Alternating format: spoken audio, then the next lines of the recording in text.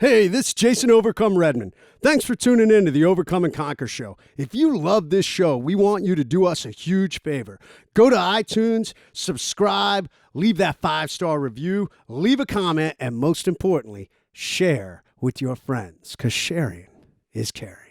Everybody wants to be on top of the mountain. The problem nowadays is people want to get dropped off at the top of the hill and look down. It's that I overcome mindset that makes all the difference. See, the way we're taught is you're going to claw, you're going to scratch, you're going to bite, you're going to dig, you're going to do whatever it takes to get to the top of that mountain. That unequivocally is how I have managed to keep myself moving forward and finding success.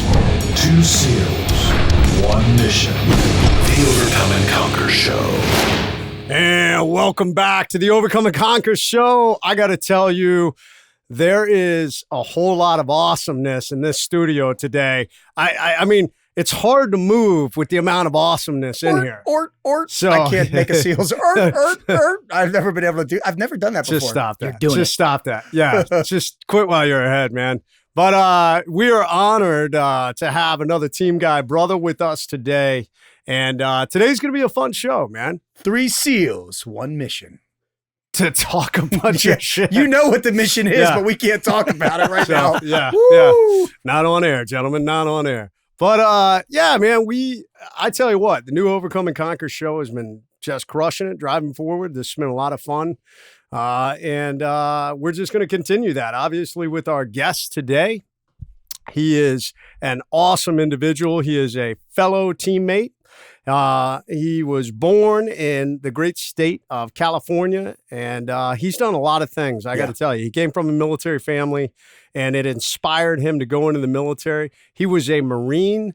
We're going to talk some about his childhood. I don't want to get into that, but I tell you what, you know, he reminds me a little bit of Ray's background, grew up on the wrong side of the tracks. And I tell you, there's a lot of people out there that grew up on the wrong side of the tracks and lost their way. And our guest, he stayed laser focused and drove on despite everything being thrown against him. He went on and he joined the United States Marine Corps. He was a Marine and saw the highs and lows. No shit. Got himself in a little bit of trouble over the years, but, you know, and finally decided that the Marine Corps, while it was a great warm up for him, stepped up. He got called up to the big leagues. Damn right. And joined the Navy and went to Buds. Graduated in class 213, right? No, 215. 215. Sorry about that. 215, and did several combat deployments, and then spent some time, and he founded an amazing company in 2001, Tactical Assault Gear, TAG. And that company exploded. He learned a lot about making gear, relentless. He had a great business mind. All the lessons he learned, both in the military and the Marine Corps and in the SEAL teams, he translated that into huge success before he finally sold his part in TAG.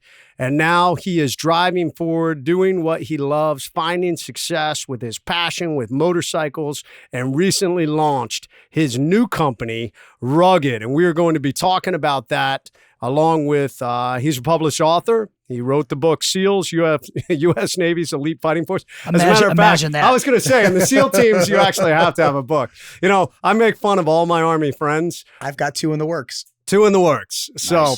But, yeah, my Army friends are like, yeah, guy, you know, you're the only assholes out there that when you do a mission brief, they include, you know, who the book publishing point of contact is and how to write the movie. And we have great fucking hair. Part of the after action report. At the end of the slides, it has the bibliography. Yeah, exactly. Yeah.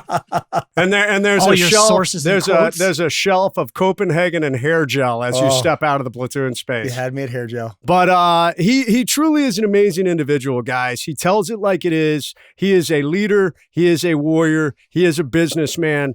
And we are just absolutely honored to have him on. Chris Osman, welcome to the Overcome and Conquer show. Thanks for having me, fellas. Brother, it is so awesome to have you here. You know, we go back a little ways. Big fan of what you do. But I've got to address the elephant in the room. You guys know I do some consulting work all over the world. And you know, it just came to my attention that I was fucking paying full price for your shit for years. And I just found out that you were the fucking CEO of a company where I used a lot of your product. So did I mention he was a good businessman? no shit. Yeah, right. I'm going to be hitting you up. We got to have to see if we can get some type of, can I get like a refund, delayed refund? Some type of discount code, Yeah. like a reverse discount. Well, what pisses me off is all your gear is so awesome. I was just telling him beforehand, you've got the most awesome fucking gear. I love your hats. Faith, hope, and destiny. Thank you. I wanted you to say it because I'm married. I was hoping he brought some. The glitter hats. We were all like, please. But every time I get online to buy a hat, my wife one fucking gets pissed off because she was like, don't you do it. But every time I do, you're out of gear. What the fuck? So I'm surprised myself. That definitely wasn't my intention with starting that whole thing, because originally it was Chris Osman Designs, as everybody knows, right? And that was just a transition from tactical assault gear because everybody knew me as, oh, Chris is the tag guy, right? Yep. So I was working for the company that I sold tag to, Okay. a company called LC Industries out of North Carolina. Really big government contractor, but they make things that we used every single day that no one knows where the fuck they come from. But chem lights, they make all the chem lights, the Siloom chem lights, about 19 million chem lights a year. Holy If shit. anybody want to know how many chem lights are being snapped around the world, that's about how many.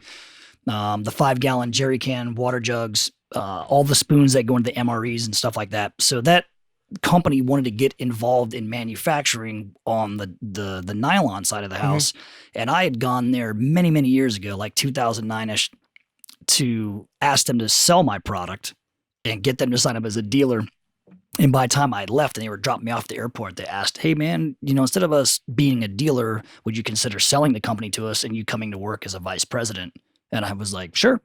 That was literally the conversation. It happened on a cell phone on my way to the airport. Great hair, deep pockets. I fucking Yeah. love you. I Yeah. love you. And Hot. yeah. I mean, but did I say that too loud? That was my outside But voice. that was, that animal blew up. I never intended to have a company that, was doing millions of dollars in sales and all this other crazy shit like that. Never knew that was my path in life. And then as I transitioned, I'll say that they actually shit canned me. They fired me. SEAL transition means that's awesome. I love it. You're like, oh, you're in a transitional period. Oh, you mean you got kicked out of your Yeah, house? yeah. You fucking. I love it. We can all relate. I've Yeah. been transitioned a few times. No shit.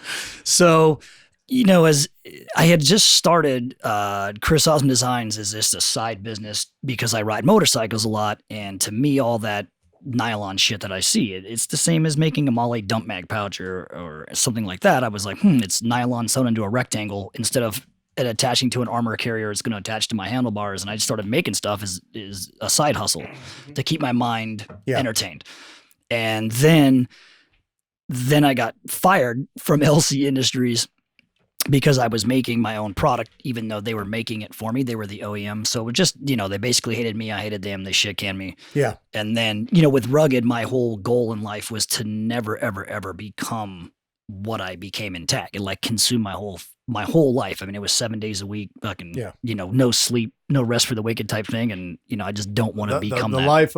life of a huge entrepreneur that gets sucked down into the actual business bureaucracy road when it gets so big. So we're starting to get ahead of ourselves, though, because I want to come full circle. There's an amazing journey that you basically walked along before you reach that point. And one of the things I want to go back to one thing you said there, because it's an amazing thing. For every show, we have the word of the day. And you made a statement there that while working with those guys, they came to you one day and they just said, hey, we want to buy you and you to become the vice president. And in that moment, that's clarity. That's your word of the day. It is. I think that's so amazing. So, Ray, will you do the honors? And then, Chris, we're going to have you talk a little bit about why that's your word. Okay. Roger that, LT. Clarity, the quality or state of being clear. Now, that's a pretty broad fucking definition. Mm-hmm. Obviously, clarity hits you like a 20-pound anvil in the head. So what does clarity mean to you, sir? I don't even think. I know that clarity for me is anything in life, right? If it's you're going to go to the gym, you have to have clarity of focus of what you're going to do. If you know this, you guys work out. If you just show up and you're like, oh, I don't know what I'm going to do, you'll spend an hour walking around the gym. But if you're focused, you're like, hey, I'm going to get in there and knock out this, and this, and I'm getting out of there. Business is the same way. Life is the same way. I think that if you can somehow go into your happy space and really, really, really dig down into who you are and what you're trying to accomplish, and get some type of clarity of focus, Yeah. then you can drive forward and accomplish that goal and accomplish that mission. If you're just out there hemming and hawing and you're like, man, I don't know, I'm thinking about going to school. You know, I've always thought about getting my MBA. I've always, you know, the people who have a case of the tomorrows, Yeah. there's Yep. no clarity in anything that you're doing. I got it. You know what I mean? I love it. So I want have to a mission ride. and I want to attack. ride motorcycles. What kind of bike do you want? Man, I don't know. I've never really thought about it. Yeah, and how do you Oh, want to fuck. ride? What do you want to ride? What are you Yeah, gonna so do? there's that, and that, like, you know, with Rugged, what I'm doing, you know, it took me years to come up to have a point of clarity of what I really wanted this brand to be and what I wanted to do, which is why it's gonna never be anything like Tag ever was. You know? Well, you learn from your mistakes. Oh, big And time. that's what's so fucking cool about you, you know. And what I love about you is I've hung with you. You know, we've shared 1 or 20 drinks before, and you're so fucking humble. I'm not gonna lie to you. That's because I'm a huge fuck up. You know what I mean? So if you Amen to that. I'm and right it- there. Yeah, I mean, everybody makes huge mistakes. There's great success. There's great failures, right? There's that ebb and flow of life, right? But I think that, you know, the reason I am humble is because, I mean, think about it, man. I'm surrounded by guys like you, right? I can't be a cocky asshole around guys like you. Yeah. Right? That's the good thing about our community is that we will always hold each other accountable, good, bad, or indifferent. Yeah. And, you know, I mean, like I say, man, I'm like, dude, I was a SEAL, I was a Marine, cool. But there are tens of thousands of people who have done that. And there are tens of thousands of people who did it a hell of a lot better than I ever did it. You know, so I don't know. I mean, I'm proud of what I did, but I'm certainly not, you know, hold myself as like some elite being that deserves to be cocky around other people. Yeah, and I think that's even another level of clarity. And I like what you said there, that it took you a while to figure that out. I think for all of us in business sometimes, I know I feel that way. It's taken me a while to figure out what is my specific message. What am I delivering? And I love that, you know, you had this idea for Rugged, but it took you some years to kind of figure out this is my path. This is the clarity. You know, the dust is settled. I'm not moving in every direction in business. I know what I want to do. So let's come full circle though. Yeah. Because like I said, man, you have walked a hell of a journey. So yeah, go ahead, Ray. So we know you, the team guy that you are now. What I want to know and what the listeners want to know is, how did you become this? Talk about your childhood. I mean, because we have a lot in common. I mean, just lay it out there, brother. So I grew up in Southeast San Diego. My dad was he retired as a command master chief of a fast attack submarine. So he was a chief of the boat known as a Cobb during the Cold War. So he was never around, not because he didn't want to be, it's just because he couldn't be, right? You guys know the deal.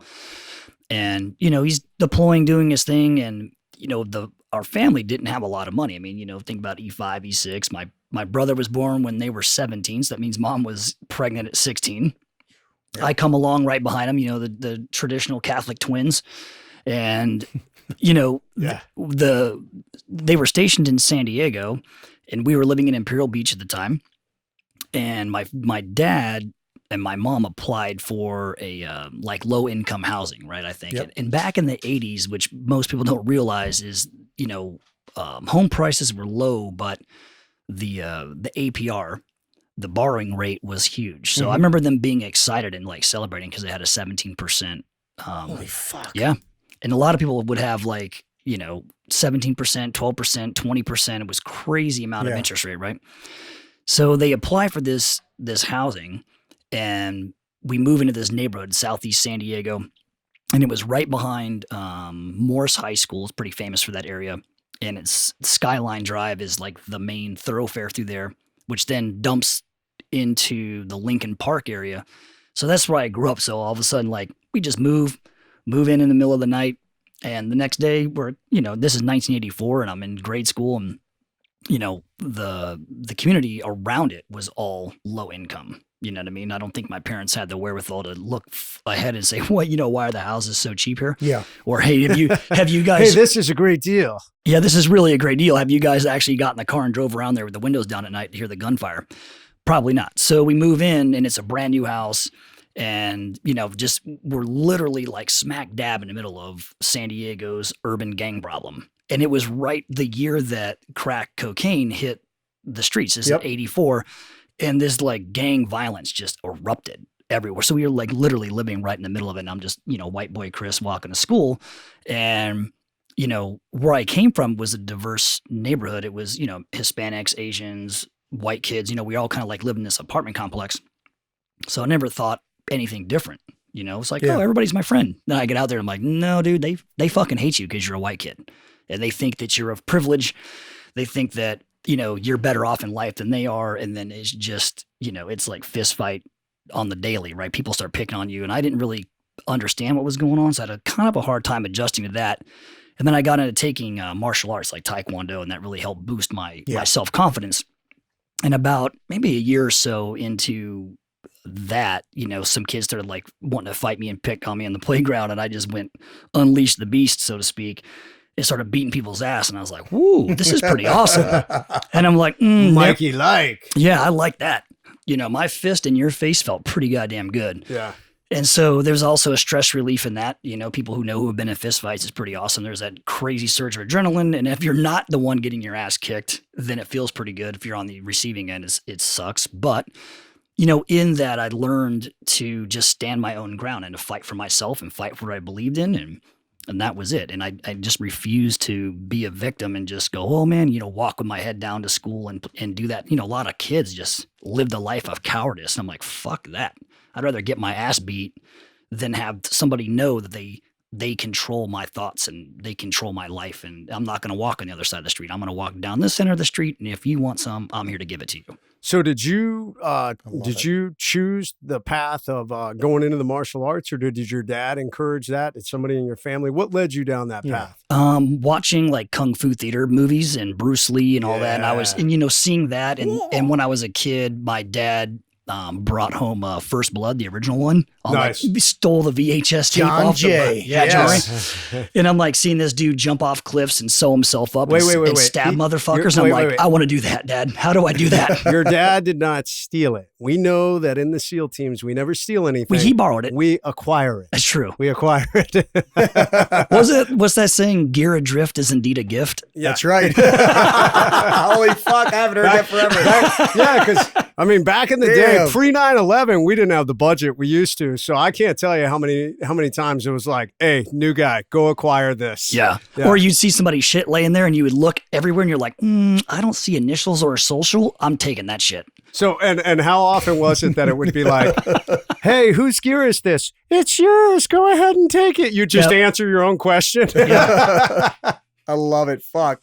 All right. Cruising through the platoon space at midnight, you're like, no, nobody said not to take it. Yeah, exactly. Nobody. I love when team guys come on here because we like ask these like, real deep questions and we get off into, I love it. We go off in the right fucking field. The locker room tangent of acquiring shit. Yeah, I love it. So, all right. So your dad brought home First Blood, which was awesome, man. I remember watching that too. That movie was badass.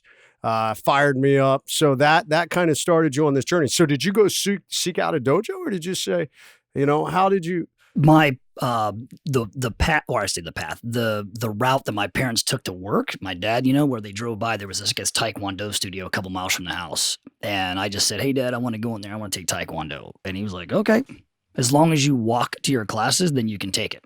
Like they never once drove me there, and it was about 2 miles from the house. Well, you seem to be, I know you a little better than I'm telling people. You're very good at what you do, but you've got this very, very passive, you're very laid back and chill. But what people don't, what I love about you is, we were shot show drinking, we had a couple, they were fucking flowing. But you One's too many, 40's not enough. With the family, but you have this aura about you, just like you said, where, hey, listen, don't let my kindness, be taken advantage of. You know what I mean? Like example, we're buying drinks for each other. You're always like, let me get this and that. But remember we had that idiot that kept coming around us. And dude, it was awesome because it was you and another guy. And then all of a sudden, it's just like Jay when we were at a Christmas party where he just wants to beat Santa's ass. They turn it on so quick. Cause usually I'm the hothead. This guy definitely wasn't Santa. He was being a dick. Yeah, he wasn't Santa. But I love that about you. Is like, you automatically I love watching fucking warriors go to work. Cause it's like, I felt like I was your wife because you're like putting your wife and me in one position and you're like protecting us. I'm like, your wife's there and she's like, oh, whatever. And you're like, hey bro, fucking back up. But what I love about you is you do that you like put a guy in his place without being disrespectful to him, but it was enough where the guy wandered off. I remember that. And I remember because I was drunk and you were just like, dude, you're in the wrong part of town or whatever it was. But I saw that in you. You know, I was like, damn, dude, old cat's still got some juice left in him. Yeah. Well, I mean, you know the deal, guys, that I'm no badass by any stretch of imagination, but you never know who you're fucking with, right? And people, I won't say I'm a dangerous man, but we have the ability to become very dangerous men, right? It's not like we're untrained. We haven't been through any type of hardships and endured, extreme circumstances. Yours obviously is a hell of a lot worse than anything I've ever endured. There is a level of don't fuck with that most people have never encountered or, you know what I mean? Yeah. So they think it's like, oh, they can talk shit and they can this, that, and everything. But, unfortunately, you're fucking with the wrong people. Yeah. And I think because we know that about ourselves, that we know you're like, man, this is like a soft target, right? There's really not a threat here. He's just shit talking. So am I really going to elevate this from a 0 to an 8? And now I'm trying to pull his fucking eyeball out of his head with my thumb. Yeah. In the middle of a shot show. It's like, how about I just talk to the guy and go, look, dude. Yeah. We're family, man. We're just kind of hanging out, and I get it. You recognize us. Is it cool if you just chill out and kind of leave us alone and just, you want a drink? I'll buy you a drink to just leave us alone. It was like you, me, Primo, and then that guy who was like that MMA killer fighter fighter dude. guy. So it's like diffusing the situation. Yeah. That's a big thing. Yeah. That comes with time. And I think a lot of that's that maturity. I was going to say, I credit a lot of that to not only your SEAL history, but I also think your upbringing, the martial arts discipline, because it's what I'm seeing a lot of guys that have fucked up childhoods. I mean, I have a horrible childhood. Yeah. We all, like mine was wrestling. We all find something. We find that internal discipline. Martial arts is, we just had, on a couple episodes before or whatever it was, we had another guy that had the martial arts discipline. Single mom raised him. I'm seeing this pattern of people that I think are very successful that have or Greg Amundsen. Remember Greg? Yeah, I mean, it's just dude, guys that are multi-talented, black belt Krav Maga, and the most down-to-earth guy. Yeah, and I don't think anybody that does the jobs that we do or did are normal, right? There's no, True statement. Yeah, I remember a very specific time during Hell Week. We're kind of close to graduating. You guys all know, like day 5, you're down at the demo pit and you're doing your bullshit, right? Yep. Yeah. So we do all that, and we're kind of like afterward, we're sitting in a huge circle on the beach, and I have no idea who it was because obviously he's day 5 of Hell Week, but he walks in the center of that and he goes, hey, so who, by show of hands, who here was raised by a single mom? Some guy's hands goes up. Who here was beaten and abused by their parents? More hands go up. And then, he just keeps asking these questions, and it's like, who here was beaten up by, their siblings? Who here has an uncle? There's all these questions of, self-realization. Who here is trying to prove something to somebody that told them you were a piece of shit, that you would never be able to do this? Who here has ever been told they could not do this? Blah, blah, blah. He goes to this whole thing. And next thing you know, you look around and everybody's sitting in the circle, the whole class. Everybody's got their hands up. And he says, those people are not your family. Those with their hands up, and all of us here in these blue shirts, we're your fucking family. You just earned the right to be a family member. This is who you're supposed to love and protect and fucking dedicate your life to. Fuck all those people who told you, he just goes in this speech and you're just like, oh my God. You're just trying to come nut. Fucking I'm jacked up. They didn't do that in our class. In our class, I think they told us we were a piece of shit. Piece of shit the whole time. Yeah. But I love it. That's powerful. He must have been a commander trying to get promoted or something. Who was the instructor that did that? Do you remember? I have no idea who it was. Dude, wasn't that powerful? That's powerful. That is powerful. That's powerful. So I have a question. I have $1 million question that everybody wants to know about you. Why the fuck did you join the Marines? No offense to the Marines. Yeah. But what was your, you made the jump. I mean, we talked about John J. Rambo. You got great hair. Well, you had this hard childhood. Which is falling out now. Yeah. Yeah. You had this hard childhood, and you definitely, like Ray, I mean, we've talked about this. You could have gone down some Different pretty paths, bad paths. Sure. And I'm sure you got lured in that direction many times. What led you, like Ray said, into the Marine Corps? Well, it wasn't by choice. My first choice is always to be a SEAL. I grew up wanting to be a SEAL. My dad was in the Navy, and, nobody in my family had ever been in the Marine Corps before. Air Force, Army, Navy, all this. And when I went to go join the Marine Corps, the Navy, I had a juvenile criminal record, right? From, of course, fighting, right? And as I was sitting in there and they're like, okay, have you ever tried any drugs? You know, the guy's like questioning you and he's got the little fucking pen out. And I'm like, oh yeah, I totally have. And he literally just was like Jim Gutowski off a fucking Taxi when he was going for his driver's license. He said yes to everything. I've done that. Oh yeah, I've done that too. Yeah. And so he was just like super disappointed. And he pulls me into the back room. And he's like, what the fuck are you doing, man? You're supposed to say no to that. No. You know what I mean? And I'm like, oh, I thought when you join the military, you're supposed to have honor and integrity and you're supposed to, this is like my rebirth. And he's like, no. Not here. He's like, no, dude. No. That comes later, bro. No. Not right now. Now you're supposed to be lying your ass off so I can get credit to get your dumb ass into boot camp. And I'm like, oh, fuck. Sorry, man. But because I'd already said it. Can't undo it. Gotcha. Gotcha. And so I couldn't go to BUD/S. I had to, I couldn't qualify for the diver fare program, which is now like the pipeline, right, of today. So he was like, you can go to the Fleet Navy, but you will never make it to BUD/S because you're a little turd. He was very, very cool to me. And he was like, dude, look, the last thing the Navy needs is another fucking shithead. We have so many of those. You're a shitty recruiter. Yeah. And he goes, if you really, really want to go to become a SEAL, I think what you really need though in life is real discipline. And I was like, I don't have discipline. He goes, no, you're a fucking little shithead kid. You know what I mean? You got to love brutal honesty, man. Yeah.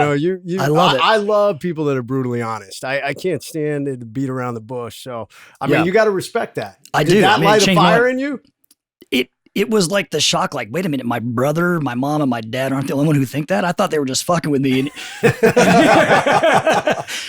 were trying to just keep me down for 18 years. He's like, no, dude, you're a fucking dumbass. You're legit. You need discipline. And, I was like, man, I've never thought about joining the Marine Corps. And I even told him, I was like Heartbreak Ridge, Gunny Highway, just like fucking Marine Corps. Like, that. And he goes, let me walk you next door, man. He goes, I really do think that this is what you need. And he goes, it's the real military. You're going to be marching around and doing rifle drill. And the one thing I'll never forget, he goes, and the thing about the Marine Corps, he says, they're dumb enough to give a guy like you live ammunition to shoot. That's fucking awesome. So you did the 4 years, I'm guessing, right? Did the 4 years. 4 years, cleaned your slate, I guess, right? Yep. Well, wait. I mean, I don't know about cleaning your slate. You had some interesting escapades in the Marine Corps before you made it's like your a journey DUI, to though. BUD/S. He fucking let that shit go. It only has so much time and stature before you let it go. Yeah. Well, any crazy stories in the Marines? My first combat experience was in Somalia in the Marine Corps. And, like I said, I was really, really, really motivated. I took to the discipline in the Marine Corps like a fish to water. I really enjoyed my time there. But I was artillery. I was never anything cool like, recon or force recon. They didn't have MARSOC back then. But, I just thought that I just loved it, right? Being in a uniform and having a bigger purpose to serve than myself and some place to be every single day. And there was something easy about it, what a lot of people thought was difficult about it, I thought was easy. I'm like, okay, well, we have to be here at 5:30 in the morning. We have to be clean shaven. We got to be in uniform. Got to have our boots shine. We got to, this is how long my belt's got to be. You're fucking clean shaven now. I can't believe it. Yeah. Well, I enjoy hot water and razor, man. You know what I mean? So. Me too. Yeah. Dude, don't get me wrong, man. I love a nice hotel these days. I mean, I got to tell you, I love a cush 5-star hotel. I can sleep anywhere. I'll go sleep in that creek tonight. My wife, Naked and Afraid, was on. She got sucked into that the other night. And she's like, would you do that? And I was like, no. I was asked to do that show. And I said, no. No fucking way. Dude, you lose like 20 pounds. I'm not doing that shit. I struggle enough to keep weight on this frame. So, but the funny thing Mitch is doing that once every 60 days. I know. He's fucking saying, God, he looks gorgeous too. I love you, Mitch. He does look gorgeous. Mitch, I love you, Mitch Agar. Yeah.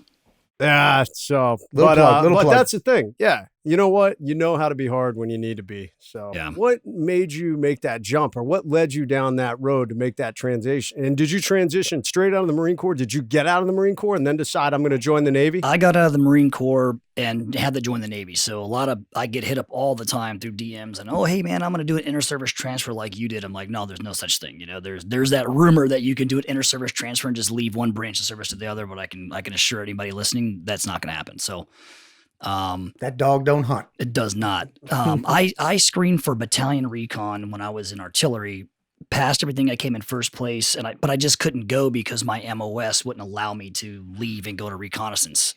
And had they said yes, I highly doubt I ever would have left the Marine Corps. I was super belt fed, had the high and tight. And you would not have been sitting here with two real live Navy SEAls then. Amazingly talented, good looking, gorgeous hotties. Yeah. Just That's us. I just blew a guy a kiss. I don't know what just happened there. That's okay. It's Sorry. on film. They saw it. Well, No big deal. Sorry. Well, it's happened before. Hello, Chris Pratt. Yeah. Okay. I suck one movie star off and I get shit for it. It's no big deal. Yeah. It's not gay if you love him. Yeah. Like, If he's a Hollywood star. yeah. Yeah. Yeah. We may have to retract that. But So Ryan's saying not a chance. So, all right. So you got out and you Yep. decided to make this. So you didn't make it into recon. You got out and you decided to make this transition. Right. So I'm going to follow my dreams, what I want to do in the first Yeah. place. And, about 6 months out from my EOS, then, my little local career counselor, right? The little guidance counselor, so to speak. I went and talked to him and I was like, look, man, what are my real options here? And he's like, well, dude, you can re-enlist. And I'm like, is there any type of bonus? Can I even go to fucking jump school or SEER school? He's like, no, you're artillery. You have zero need for a school like that. And I'm like, so this is it? I'm like, That's all you got for me? I've hit the top of the mountain. I just got to keep raising the flag higher on the pole. What the fuck, dude? And he's like, yeah, this is pretty much it, man. But I wasn't, like I said, I hadn't even hit 4 years yet. I was already a sergeant. I'd already become a section chief in artillery, which is the highest job there, unless you become like the battery gunny or, that was it, man. I was already kind of peaked in less than 4 years. Yeah. And there was a master sergeant who knew that I wanted to do something in special operations. Everybody knew I'd like passed the recon indoc and all this stuff. And he was a super cool guy. And he pulled me out. One day I was talking to him and he just pulls me out and he's like, look around you, right? And we're out on like the parade deck, right, of the unit. And he goes, look, man, he goes, these buildings have been here since I was your age. He goes, nothing will ever change. He goes, you're hoping the Marine Corps becomes something different. Like it's going to change for you. And he goes, I can assure you that it's not designed to change for you. You're here to serve it. It doesn't serve you. So you can get the fuck out and chase your dream. Or I can assure you, 20 years from now, he goes, and there was like older guys, gunnery sergeants and staff sergeant. He goes, look at all those. He goes, look at those fucking losers, man. And he and he leans into my ear. He goes, and I'm one of them. He goes, I never got out and did what I wanted to do. He goes, dude, let me tell you something, man. You have the opportunity to change your path in life. He goes, let me just break it down. He goes, do any of those guys drive a car you want? And I'm like, no, now that I think about it, he goes, how about this? Would you ever fuck any of their wives or girlfriends? I'm like, no, they're ugly as dog shit. And he goes, that's you. You gonna be different? He goes, all those guys were you. They thought they were gonna fuck the hot chick, drive the cool car, and they don't. Their lives. And he's like, that's it. And I was like, that's the speech? He goes, that's the biggest reality speech. He goes, I'm the only Marine at my rank that'll ever tell you to get out and do something different if and he said, what's the worst that can happen? And I'm like, well, what if I don't make it through buds? He's like, well, then you'll be in the fleet Marine Force. He goes, you'll be in the fleet shipping paint.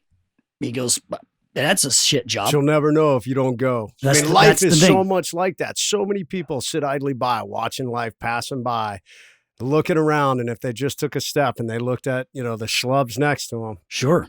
Yeah. That's going to be me. So, dude, go after your dream. So you did it. You took the plunge. And so I made the announcement, if you want to say, because they're like, oh, Sergeant Osman, when are you going to re-enlist? When are you going to re-enlist? And everybody thought for sure I would. I used to have a saying, 30 if you like it, 20 if you don't. And I was like, dude, I hate this shit and I'll do it for 20 years. If you like it, stay for 30. Like this was the path of my life. And I remember telling him like, hey, I'm actually getting out and joining the Navy. And you thought I'd drop the like suitcase nuke in the center of the battalion. And so I get called into my CO's office and I'm standing there at attention, just getting my ass chewed. And, I remember telling him like, well, sir, the thing is that you're only going to be here for another 2 years. I'm here for 30 years if I say yes. This is it. I'll never leave this unit.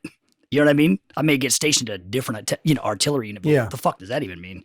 And I'm like, every 3 years, you're at a different command. You get challenged. You get to move up in rank. You know what I mean? I will never have that opportunity. Yeah. And my first sergeant was flipping out, and he's like, I can't believe he's screaming at me. And he's like, I can't believe you would leave the Marine Corps to join the fucking Navy and blah, blah, blah, blah, blah. And I'm like, well, I'm joining the Navy to try to become a Navy SEAL. You know what I mean? He's like, but, what about the Marine Corps don't you like? And I'm like, this process. And he's like, well, I'm like, well, I'm making a decision that will benefit me, and you're mad about that because it doesn't serve you. because you think I should be doing something else with my life. But I said, are you going to, what happens when you leave the unit? 2 years from now, you get transferred. Now what? Yeah. Now I've just signed on to make you happy today, so you stop yelling. And I'm like, it's not worth it. And it's not worth it. And that happens with everything. When I got out of teams to start doing my consulting, same thing. I had someone that you had an issue with years ago over something. We're not going to bring his name up, who was like, he was going to be my OPO. You're never going to amount to anything. You're going to be this, that. And I was just like, you know what? Big fuck you. I didn't say it to him, but I was looking there, Roger that. And we'll just say double tap. We'll leave it at that. And I just said, fuck it. So I love the fact that you said, fuck it. You joined the teams, right? How long did you doing the teams? 7 years total. 7 years, Yep. kicked ass. Any good deployments? Afghanistan right after 9/11. So I deployed 6 days after 9/11. See, I knew. That's Yeah. awesome. So again, you're doing combat deployments again. I love it. Yep. 7 years. Okay. You have a great career. Great. You got a great reputation, teams. I'd tell you right out to your face if you didn't. I would. We go outside. You probably I don't think mess- I'd be sitting here if I had a shit Yeah, reputation. I agree. No. So Yeah. my point is, there comes 7 years later. What made you? This is what I think a lot of people want to hear, just like me. What made you want to get out and go after, become an entrepreneur? Which, Sure. guys, team guy, if you're in life, every day you get up, you're an entrepreneur. Every day that you get up, you put your pants on, you could fall, you're taking Yeah, risks. being an Yeah. entrepreneur, I think we've talked about it with Bedros. Yeah. I mean, it's the special operations of business. It is. Takes that same mindset, It does. being relentless, working your ass off all the time, fighting the doubt. So Yeah. What made Chris O go, you know what? I've had enough of being the elite, and now I want to go attack this new venture. What was it? Yeah. So I had started Tag in 2001. Again, it was, I'm a gear geek, right? And for those who don't know, can you tell people what TAG is? tactical assault gear. Thank you. And what did it do? It was a manufacturer and reseller of tactical nylon products. And when I first started, I had a retail shop, and I was selling other people's products. So the big brands that I was selling: Blackhawk, Eagle, London Bridge, Paraclete, Spec Op brand, Benchmade, Camelback, Mechanics Wear. I mean, all these guys, So for those out there that aren't military, I mean, we wear all kinds of gear. We have our body armor, and then you have gear that carries your weapons and ammunition and radios and all that different stuff. We have shit tons of gear First, for second, that. third line gear. Yeah, for the exactly. military. And it's big business. It's It is big huge. business to supply the military and specifically to supply special operations. So And there was nothing down in our area, right? I mean, in San Diego and Imperial Beach here, there was no shop that you could go to and walk in and go, "Hey, man, I need a padded belt. I need a rigger's belt. I need, whatever." JB Brights didn't count for getting her greens and her No. camos? Okay, sorry. Just checking. So I was actually really close to them, right in the same shopping center, right around the corner. Anyway, so they could start your 60 pounds. That's right. Right near Mike Martin and everyone else. I love it. And so, I opened this retail store with $23,000 I had saved in the bank. And, it was 13 grand that I had in personal savings. And I went to Wells Fargo on Orange Avenue in Coronado and walked in, and I was like, "Hey, I'm going to buy a motorcycle. Can I get a loan?" And with my credit score, they gave me a $10,000 personal loan, and I didn't buy a bike. I used that to open the business. And that was like my opening order to Blackhawk, and the grid wall for the walls, and the cash register, and the display cases and shit. And when I was at work, my dad was in there because he was retired. So he was in there building the store out for us. And I mean, I literally do nothing. I didn't even know what the fuck a business license was. I remember when I first time I called Mike Knoll, who founded Blackhawk, that blew up. I mean, he sold that thing for like $130 million. But remember, I first called him on his cell phone. Winning. Yeah, hashtag winning. God Hashtag bless best you. life. Mike, we love you. We love you. We Love to have you on, brother. yeah, for a small fee. He would be that. His story is amazing, man. I mean, it's pretty cool, like what he did, and people say I was the first like frogman entrepreneur, but that dude led the charge on that shit for sure, man. Yeah. So this is something I don't think I've ever asked a frogman on here, because you're a plank owner for a couple things, and again, your business did very well. I'm not going to get into dollar amounts, but this is the question I have. You start off with 13 grand, right? You agree? 23 grand. 23 grand. You Yep. had 13. You got the $10,000 loan. I apologize. You turned this into a 7-figure business. Yes. What was it like when you realized that you hit 7 figures? I mean, because that's everybody's goal in that's life. my goal. Seriously, Yeah, 7 figures. for And sure. we're looking at you right now, looking up to you. What was it like? I mean, were you like, What you're looking at, you're like, well, how the fuck did that guy? I am, because I'm They're like, wait a minute, that this guy? fucking They're dude. like, you got to be shitting me. That guy? No fucking way. He must be lying. Wait, no, how did you do it and what did it feel like? I mean, did you go, okay, I'm here, I'm where I want to be, because you grew even from there. You went even bigger. And was it a grind, or did it kind of pick up steam and then suddenly it was like, Well, like I inferno. said, it started out as a hobby, and then when I deployed after 9/11, I was using all the stuff that I was selling in the store, like what the team was issuing us, right? I mean, you guys remember the day of they issued us a ton of equipment, but then you still went out and bought your own, or you modified your own shit, or you spray painted it. Yes. Well, I mean, We come from the spray paint. 9/11. Pre 9/11 was was spray paint. like, Yeah. you got decent gear, but it was like You post went out 9/11. back Yeah, and spray everybody painted went back, shit, yep. and you were sewing stuff and Yeah. figuring things out. So, during operation and during training, when nothing was going on, this is pre 9/11, you're just fucking, oh, you guys are diving. You mean your next block of training is diving. Oh, our gear has to be black. So Yeah. what are we doing? Route back, rattle canning our shit. And, I remember my dad one time, I had to leave his house on like a Sunday in the afternoon. I go, hey guys, I got to take off. I go down to the command. And my mom was like, what do you mean you got to go? It's Sunday. And I'm like, I got to go spray paint my gear. And she's like, what? I'm like, yeah. And my dad's like, wait a minute, man. I thought you guys were like the elite, best of the best, tip of the fucking spear. And I'm like, nah, it's more like the shaft. I'm like, no, we really do have to paint our own gear and, share batteries and share night vision. This is, pre 9/11 type years, 7 Charlies were the big thing. Remember that? Yep. Yeah. I got a picture with a pair of sevens Yep. on. Yep. Yeah. Remember the first time you saw Monocle like, lens. like bino? Yeah, guys, and that's you were Yeah, old where just- you school actually had a little bit of night vision. Yeah, that's old school night depth vision, perception. guys. Nothing like the quads or the 11s or all that. It's old school shit here that we Yeah. can sit around and talk about. Yeah, but the days before they even had a mount that went on your helmet, like you wore that Yeah, you stupid just- ass like head net. Yeah, like, the like you catcher's were- mitts. Yeah. I think that's exactly what I have a Head net, yeah. picture of somewhere, me wearing Yeah. that thing. So, But, and I was selling all that gear from all those different brands, and I'd been in business about 6 or 7 months, and just a couple days before I graduated Marine Corps Scout Sniper School, 9/11 happens, and next thing you know, we're all gone in the war. But when I was overseas, we're using all this stuff, and I just started sketching on a notebook. Hey, I would fix this, I would change that, and all the, again, the stuff that we did, the training that we did, the amount of mags that we carried, frags, all that was based on theory. Yep. Right. And if you look back, and I know you guys remember these conversations, they like transcend coasts, but you would see pictures of team guys in Vietnam, crossed bullets, fucking knife hanging off, one canteen, couple mags. Oh, yeah. And somehow they built the reputation of the SEAL teams, and you never once heard them say, man, I wish I had another 40 pounds of shit on. Yep. yeah. Somehow our generation became, hey guys, we're trying to fight Black Hawk down 3 times. Yeah. So everybody's got to have 10 mags, 2 frags, and next thing we're just loaded down with so much stuff. Then we get into real war. Everybody slim back down. Everybody man. slim Yep. way back down. Yep. Now guys want to wear a loincloth and a wrist Carry rocket, and they're like, five- yeah, I'll just call it an airstrike. Fuck 5 this shit. magazines, man. Yeah. That's what we were carrying in I Iraq. love it. Yeah. Yeah.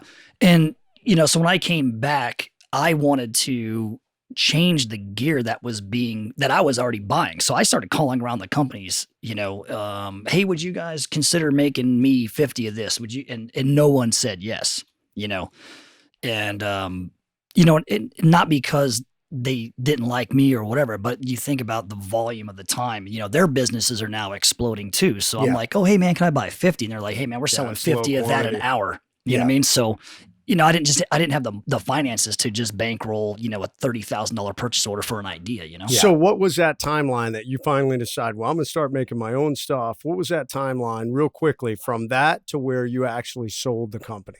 Yeah. So I want to say my business, I started making like legitimately with my own label around 2002, midway after I came home, and I found a little sew shop in San Diego and took somebody else's product in there. Right. And gave it to him and asked him if they could sew it up. And he says, yeah, man, come back in 2 weeks. And I came back and I literally couldn't tell the two apart. And I was like, well, how much is this? And, he's like, oh, $75. And I was already paying like $175 for the other one. Game on. Game on, right? Boom. Yeah. And guys would come in and they'd say, and the customers are really what drove me to have my own brand, because they would walk in and say, hey man, do you have a rigger's belt? And it just started kind of clicking with me that no one said, hey, do you have a Black Hawk rigger's belt? Do you have an Eagle rigger? They just wanted a rigger's belt. Yep. And so I'm like, I'll just take out one. I literally started taking out one item at a time. That was it. I just started taking shit off that was popular and selling it, and took it to that shop and had it made.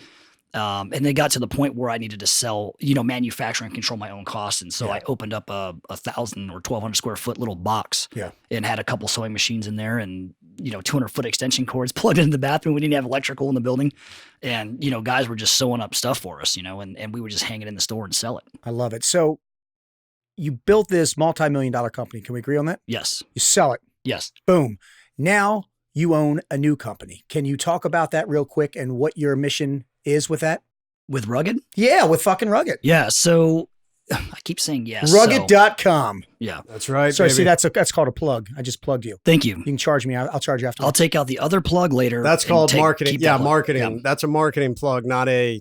Anyways, The other I don't plug. want- yeah, not the plug you're talking Not about. my Chris. favorite Yeah. butt plug. Yes. So, all right. Well, the last thing I wanted to do, for the listeners, when I sold Tag in 2010, I had 115, 120 employees. The warehouse, the manufacturing building is 23,000 square feet. So we had, blew up into this huge thing. I had 3 retail stores, 1 in Fayetteville, North Carolina, 2 in San Diego.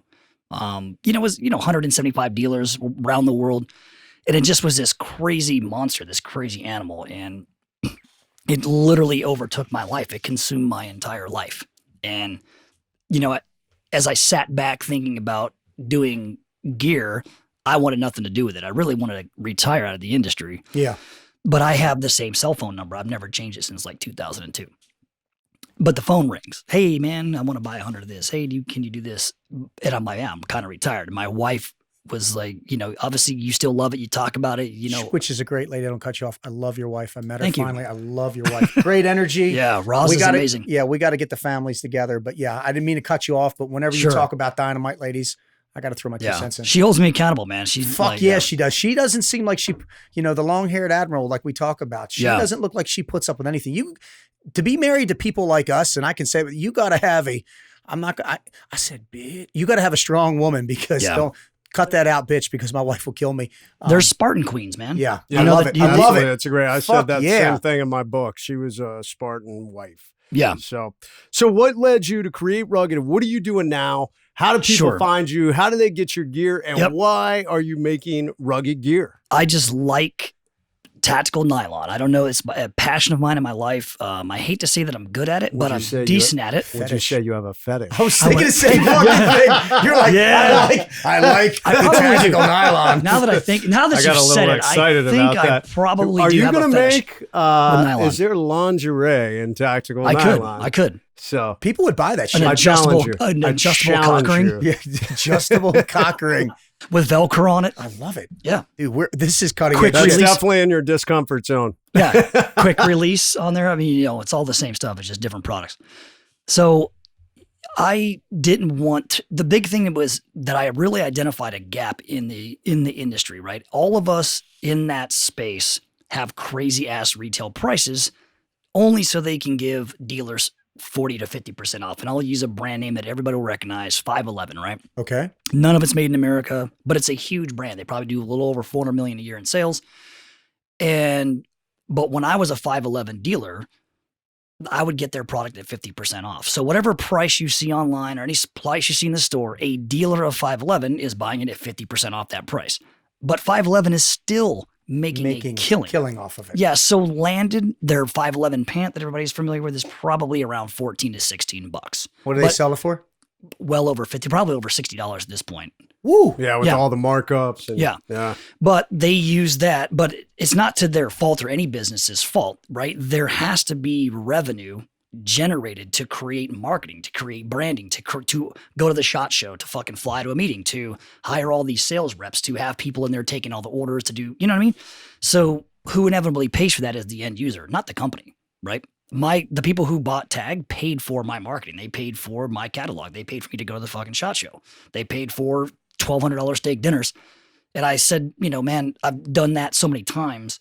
Do I really need to do that? And is it really, really fair to the end user, right? I just got smarter over time. And so with Rugged, what I want to do is keep the line very, very small, maybe like 15 to 20 items at the most. But it's stuff that people use every single day, right? But now it's only marked up 30% more than I pay, it costs me to make it. To make it. Gotcha. So if it costs me $10 to make something, you will see it for sale for right around $15 because there's a 30% margin and a couple dollars for shipping. So all the pricing includes shipping It's, so when you buy it, it's click, boop, goes in the And cart. you're laying it out there. You're telling the listeners right now, listen, this is what I pay. This is what you're going to get it for. I love it. Nice. Yeah. And it's kind of a wake up call to our industry and to the consumers. It's like, hey man, a plate carrier, and it doesn't need to cost $495. It really doesn't, right? I can tell anybody listening right now, man, if I was to make 100 plate carriers tomorrow, I'll probably be like $120 my cost. Like the baddest fucking plate carrier that's out there, it's about $120. And yet they retail for $400. So, and the newer stuff out that's laser cut, right? Everybody sees all the lasers. That's even cheaper to make because it's a laminated fabric, right? So you've got like, say, 100 weight nylon laminated to a rubber, for layman's terms. And a laser is cutting it. Well, there's not a human being sewing those molly rows on there. This laser is literally cutting 100 slices in that in under 5 seconds. Wow. So where is your? So it's really, really cheap, but because it looks space aged, right? They're like, oh, you're paying for the technology, and it's just another way to just hyper gouge the consumer. And I just think it's bullshit. It's a computer sweatshop. Yes. That's never been said before. Those poor lasers. Those poor lasers. Those poor lasers, they must be burned out. Hey. That was almost good as fetish. So we're coming full circle. And we started out with clarity. So what is the future that you see with Rugged? What is your clarity? What is the clarity and future for Chris Osman? The clarity that I had is that my happiness is not from money, right? There's a lot of rich, miserable motherfuckers. Go ahead. A lot of rich, miserable motherfuckers out there. We see it every single day. My happiness comes from my inner joy and like no stress and doing something that just I enjoy, right? I really do enjoy manufacturing and designing and providing products to people, but it's something that is a livable wage. And my biggest goal in life, it hit me one day, like I say, man, when I started this whole Rugged thing was my end state is to never, ever, ever work in a corporation again. Because I did that. I sold Tag and I was working in the corporation for on and off for like 4.5 years. Be your own master. I love it. Yeah, and it was miserable. Dude, and that's that's the entrepreneurial spirit. the Be your own American dream. master. I mean, I got big goals, but the thing I love most, I tell people about is the freedom as an entrepreneur. If you want to go, to your kid's game, if you want to take a day off, hey man, nothing stops you from doing it. Other than the grind of work, our drive. Yeah. But you have to have self-discipline to be an entrepreneur because no one's going to do the work for you. But everybody will say, oh, money is time. Time is money. Time is precious. Time. Well, if I control my own time, I'm the richest dude in the world. Yep. Because that's the one thing you'll never be able to replace. That's right. You can't. Time. Yeah. So quick question to wrap this up is, you know a lot. We could spend hours on the entrepreneurial space. Sure. I would have loved to gotten deep into especially retail. I mean, I learned a little bit about retail running Wounded Wear. It's a hard business. It is. Trying to manage your overheads, inventory control, all that. I guarantee there's a lot of entrepreneurs out there. So will you ever make yourself available as a consultant to entrepreneurs for lower level business consulting because you have a wealth of knowledge, man? If they wanted it, I'd absolutely help them out. Okay. Well, where can they find you if they were ever looking for you? Rugged.com. They could also find me on Instagram, rugged_. I mean, I'll give out my personal cell. It hasn't changed since 2002. You want to call me at 619-210-5956. Please don't blow me up with dumbass questions and dick Don't pics. ask what he's wearing. Yeah. Yeah. There's another plank owner there. Somebody just giving out their personal number. I love it. By the way, Chris doesn't have pants on under the table. You guys No, can't he see doesn't. That, so That's right. I'm jerking him off. Yeah. So, all right, man. Well, listen, brother, thank you so much. This has been a great interview. I mean, you have walked a crazy path. I mean, that's your reality from where you were when you were younger to a millionaire to, Marine, SEAL, and now really content and building a smaller business, but one that you have the clarity. So fucking humble, yet still so fucking hungry. That's what I love about you. Yeah. You're hungry for success, doing it your way. Yeah. Well, I mean, it took a lot of fuck ups. As you guys know, man, it's a lot of, the success in this world is all built upon mistakes, right? And I made plenty of mistakes. I've enjoyed the successes and maybe I didn't take enough time off to really embrace the success. It was almost like, okay, I did it. And then it was just, it was more grinding. So I definitely faulted there. But again, the humility comes from the community that we come from. I mean, the things that, our brothers have done in some of these things. You know, you go to these monuments and you see all those gold stars on there, and it's like, that's real sacrifice. Yeah. That, Amen. you know what I mean? Amen. That's, you know, and, you know, I'm still here. I Yeah. mean, I think that all the time. yeah. So I'm just a lucky dude. And, you know, I keep getting luckier and luckier, I guess. And, you know, the fact that people, you know, give me their time, you know, I don't want to, you know, disregard how valuable their time is. So I try to, you know, listen to people, help people out, and just, you know, be there. I love it. I love it. All right, so let's let's wrap it up. So we normally do our 2 minutes of motivation to close out the show. So Ray, you want to lead off today? You know what? Since we've got 3 frogmen on here and I'm the best looking frogman, I'm going to let you 2 take it because I'm actually learning from you.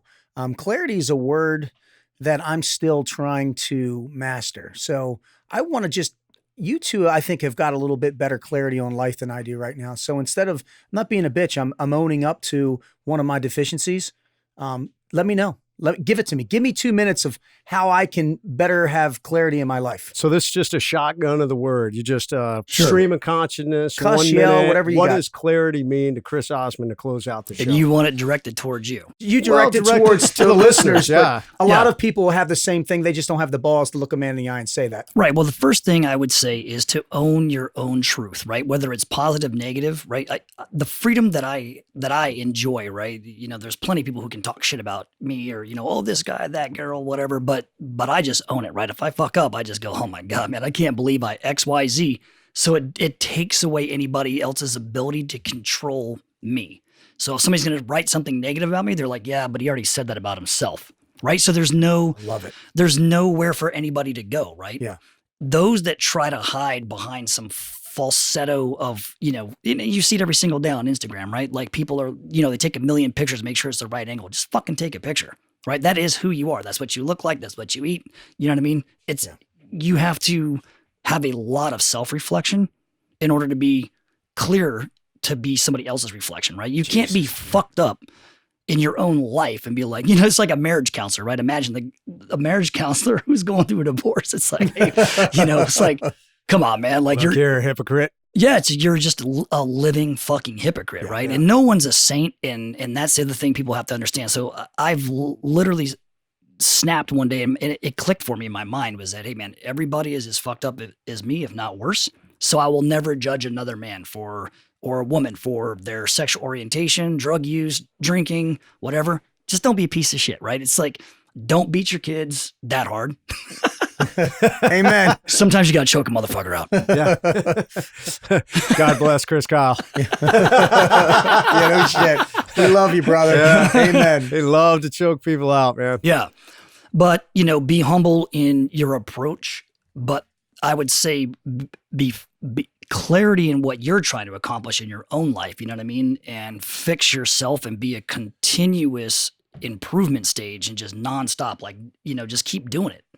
Like I'm a fat fuck, right? I told people this 90-day challenge. One day I woke up, I was like, man, I really let my shit go. You know what I mean? You look good now, brother. And it's, I don't want to be that guy at the SHOT Show that's like, oh yeah, man, when I was in the teams, but this huge gut, right? Embarrassing the community. It's like, bro, you couldn't last a minute of Buds right now. And you're telling Bud stories. It's like, at least look the part. Fuck.